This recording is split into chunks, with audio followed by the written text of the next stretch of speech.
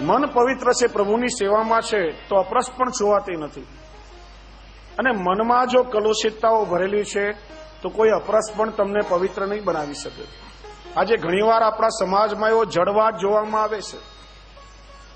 બહુ ઊંચી કક્ષાએ પહોંચી ગયા હોય, આચાર વિચારનું પાલન કરતા હોય, પ્રભુની કૃપાથી મર્યાદિની કક્ષાએ પહોંચ્યા હોય, અને બીજા બધાને પોતાના કરતા હલકા સમજવા લાગે.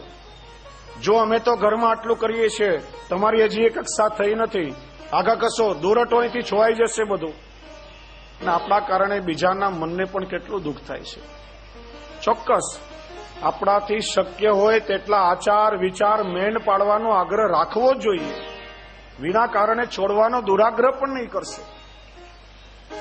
પણ એનો અર્થ એ નથી કે તમે આટલું પાડી શકો છો, બીજા કોઈથી કંઈ પડાતું નથી તો એ તમારા કરતા હલકો કે હીન બની ગયો. કોઈ કારણસર એનાથી ન પાડી શકાતું હોય તો એના હૃદયમાં પણ ઠાકોરજી બિરાજે છે. એના હૃદયનો ભાવ જુઓ, કેવલ બાહ્ય ક્રિયા નહીં જુઓ. અને આવો હઠાગ્રહીને જડવાદ પૂર્વક જે લોકો ખાલી છૂવાછૂતનો જ વિચાર કરે છે અને મન ઠાકોરજીમાં લાગેલું નથી, સેવા કરતા કરતા આ છોવાઈ ગયું, પેલું અભડાઈ ગયું, એનો અર્થ શું થયો કે મન તમારું ઠાકોરજીમાં નથી, તમારું મન તો કેવલ છૂવાછૂતમાં જ લાગેલું છે. ક્યાંથી ઠાકોરજીનો અનુભવ તમને થશે?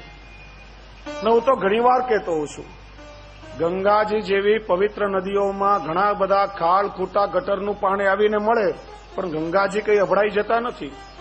એમનામાં તો પાપ ધોવાનું સામર્થ્ય રહેલું છે.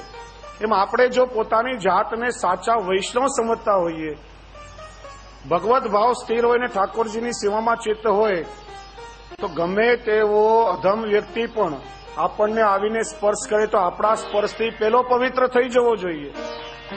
સાચા વૈષ્ણવને દુનિયામાં કોઈ અભડાવી શકતું નથી.